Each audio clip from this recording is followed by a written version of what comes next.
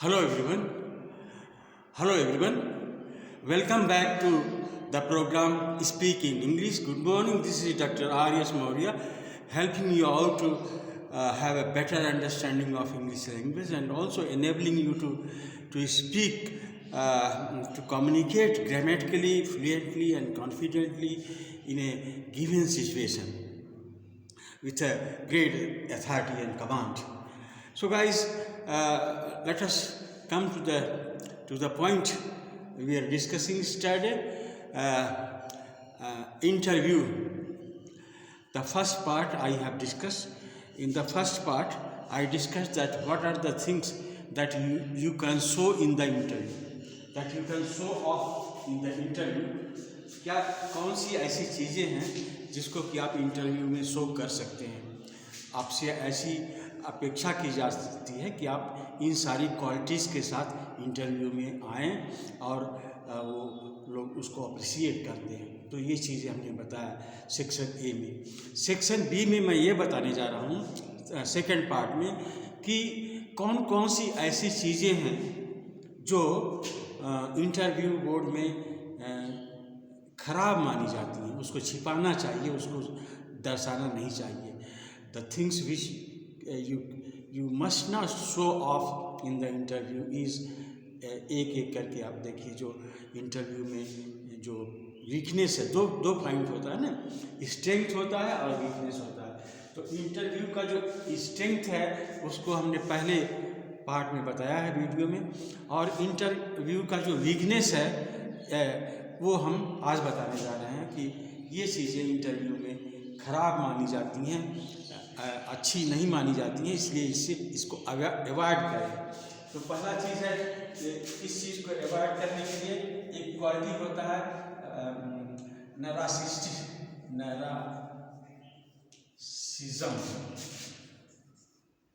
ये है personality disorder, इसको बोलते हैं पर्सनालिटी डिसऑर्डर। इसमें क्या होता है कि जो आदमी होता है वो ही इज ऑब्जेक्ट, और वो जो चीज़ को देखता है उसी को सही मान लेता है, और इसको लगता है that is the best thing he has got, और what he knows is the best knowledge and what he puts on is the best taste. So इस तरह की एक पर्सनालिटी डेवलप हो जाती है। अपने से प्यार करना नहीं बल्कि पागलपन की तरफ जाना, उसको बोलते हैं नार्सिसिज्म, और ये पर्सनालिटी डिसऑर्डर है। जैसे आपको डिस्कशन चल रहा है, आप किसी बात पर झगड़ गए, इंटरव्यू मेंबर से आप झगड़ गए किसी बात पर, आप इस चीज़ में विश्वास करते हैं और कहता नहीं ये चीज़ होना चाहिए। तो इस तरह के सिस्टम, ये एक कमज़ोरी है, नार्सिसिज्म ये कमज़ोरी है, बस ये पर्सनालिटी डिसऑर्डर है, ये इसको खराब माना जाता है। पर्सनालिटी डिसऑर्डर ये किस तरह का पर्सनालिटी डिसऑर्डर है, इसको हम किसी और लेक्चर में बताएंगे। लेकिन ये जानिए कि एक तरह की बीमारी है, साइकोलॉजिकल बीमारी है, जिसमें आप अपने को सबसे अच्छा समझ जाते हो। तो ये चीज़ नहीं होना चाहिए। दूसरी चीज़ क्या है कि don't tell anywhere which has illegality in it. जब इंटरव्यू बोर्ड में आपको बुलाया गया है तो उसमें किसी ऐसी चीज़ का जिक्र नहीं कीजिए जो इलीगल है,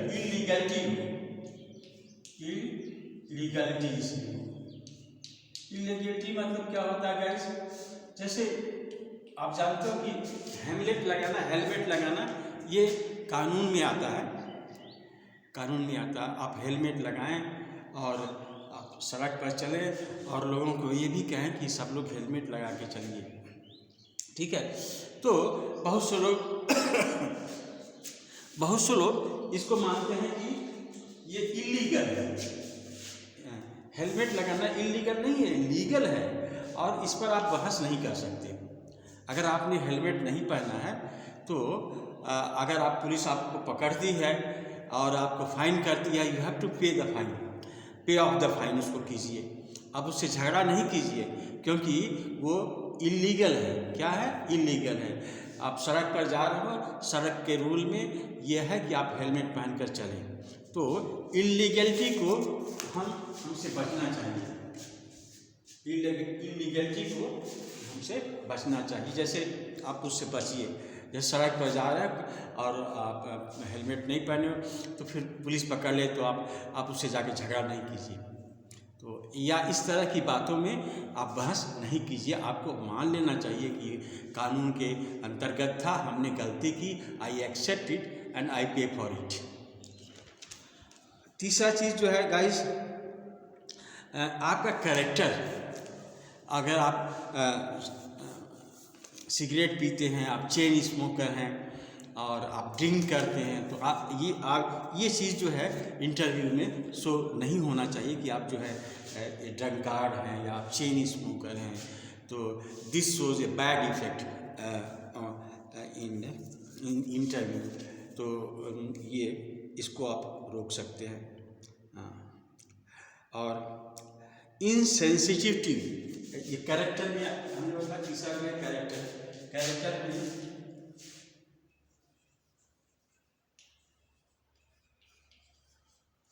आपको जो पर्सनल कैरेक्टर है, स्मोकिंग, ये चीज़ इन सारी चीज़ों का जिक्र जो है इंटरव्यू में नहीं होना चाहिए। और तीसरी चीज़ है इनसेंसिटिविटी एंड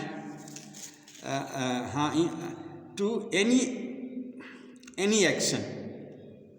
इनसेंसिटिविटी का मतलब क्या होता है कि आप इंटरव्यू में बैठे हुए हैं तो एग्जामिनर जानना चाहता है कि आप सेंसिटिव हैं कि नहीं, because you are going to be an officer and then that they want to discern from you that whether you are a sensitive person or not.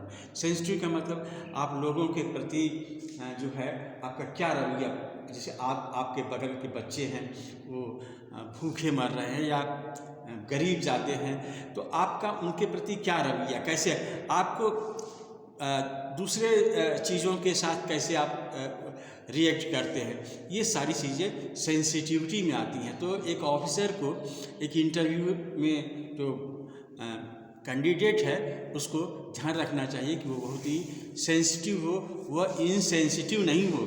जैसे पुलिस है या कोई छोटा आदमी है, चपरासी है, उसके प्रति आप इनसेंसिटिव नहीं हो, एनिमल्स है उसके प्रति इनसेंसिटिव नहीं हो, और जो लिविंग बीइंग है उसके प्रति इनसेंसिटिव नहीं हो, प्लांट्स, फ्लावर, ये सब ये देखा जाता है। तो चलिए और बढ़ते हैं। Any strength that can not be controlled become weakness.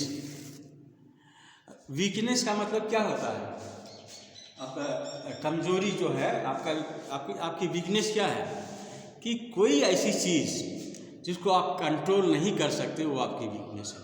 जैसे आप जो है जा रहे हैं और आपने दारू की दुकान देखी और जस्ट आप जो है आप ड्रंकार्ड हैं, आप उड़ जाएंगे उसमें, वहाँ जाके पी लेंगे, पी कर तभी आगे बढ़ेंगे, तो आप कंट्रोल नहीं कर सकते। सिगरेट आप पीते हैं, आपको सिगरेट ले लेंगे और जाके कहीं सिगरेट पिएंगे, आप अपने को कंट्रोल नहीं कर सकते, तो ये आपकी weakness. Anything that you can not control yourself is your weakness.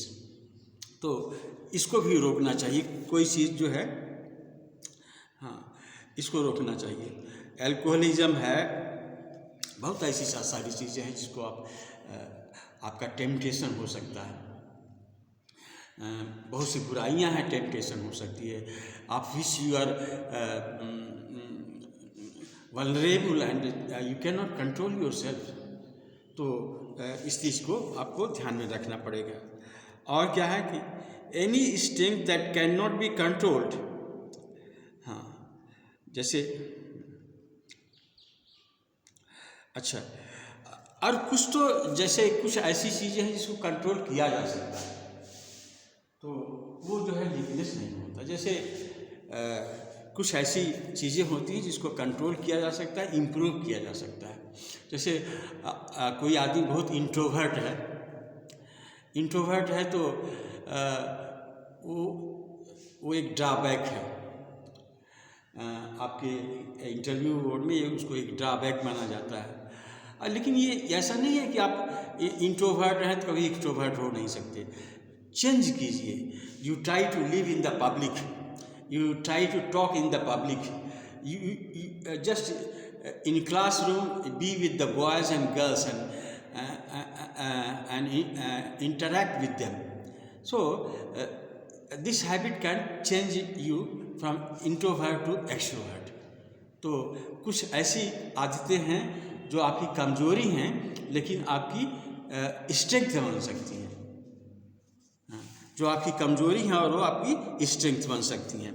तो any strength that can be controlled, और उसको आप जो है उसको आप चेंज कर सकते हो। बहुत सी ऐसी चीज़ें हैं जिसको हम बदल सकते हैं। That is good thing, that is very good thing. आप जैसे इंट्रोवर्ट हैं एक्सट्रोवर्ट में बदल सकते हैं।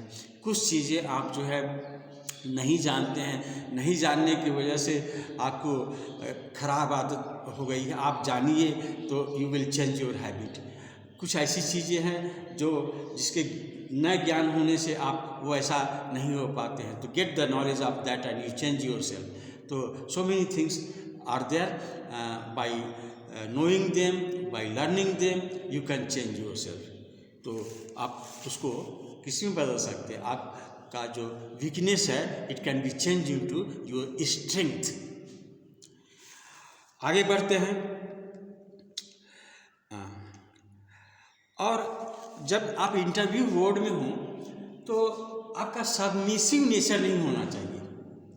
सबमिसिव नेचर का मतलब क्या होता है कि बहुत झुक करके बात करना, जैसे कोई बहुत गिरा हुआ आदमी हो वैसे बात करना, और बहुत सर्वाइल किस्म का स्लेव किस्म का व्यवहार करना, ऐसा नहीं है। आप इंटरव्यू बोर्ड में हैं तो you are talking to person, some person who are of course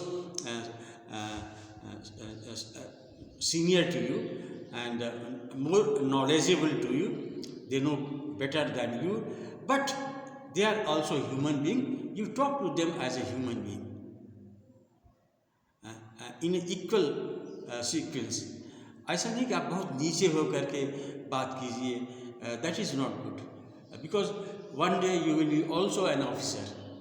So don't think that you will be the same, and don't be servile, and don't be submissive, don't be slavish in nature, no need. तो इस तरह से स्लेविश nature या submissive type का नहीं आप बनिए, उसमें अच्छा नहीं लगता इंटरव्यू बोर्ड में जो वो स्लेविश होते हैं। और ऐसे कैरेक्टर भी नहीं होना चाहिए सबमिसिव, डोमिनेंट कैरेक्टर, डोमिनेंट, जैसे कुछ लोग दबंग किस्म के होते हैं तो वो इंटरव्यू में जाते हैं तो वो जिस दबंगई के साथ जाते हैं तो बहुत ख़राब प्रभाव पड़ता है। जैसे दबंग लोग हैं, गए और किसी को नमस्कार नहीं किया, no good morning nothing else, and went and without taking permission you sit on the chair and then say don't look at them, तो इस तरह का खराब प्रभाव पड़ता है। हम आगे चल के इसको बताएंगे और फिर इसकी प्रैक्टिस भी कराएंगे हम, तो ये खराब प्रभाव पड़ता है। तो दबंग नेचर का भी होना ठीक नहीं है। If you are of nature गुंडा टाइप, बदमाश टाइप या दबंग टाइप, तो ऐसे लोगों की ज़रूरत इंटरव्यू में नहीं है, वो लोगों का सिलेक्शन नहीं होता है। If they show that they are dominant person and they suppress and exploit other people, तो interview board is not going to select them. तो इस तरह के डोमिनेंट कैरेक्टर का नहीं होना चाहिए। अच्छा, और ये चीज़ भी, निगेटिव चीज़ भी बात नहीं करनी चाहिए। जैसे अगर पूछ दिया कि कोई अंग्रेज़ी का चीज़ पूछ दिया, तब आप कहते हैं कि नहीं हम तो अंग्रेज़ी लिटरेचर नहीं लिए हैं, कैसे बताएं। ऐसा नहीं करना चाहिए। या कोई आर्ट के बारे में पूछ दिया, I am not artisan sir, तो इस तरह से नहीं करना चाहिए। आपको जो पूछा जा रहा है आप उसका उत्तर दीजिए, और आप ये नहीं कहिए कि हम जो है साइंस के विद्यार्थी नहीं हैं, हम आर्ट्स के विद्यार्थी नहीं हैं, हम कॉमर्स के विद्यार्थी नहीं हैं, हम आर्टिशियन नहीं हैं, हम लिटरेचर नहीं हैं, हम पोएट नहीं हैं, पोइट्री के बारे में नहीं जान सकते। ऐसा कभी भी नहीं करना चाहिए. This give a bad impact on your this result. This will definitely drag you back. आप इंटरव्यू बोर्ड में हैं तो आप निश्चित जानिए. सॉरी,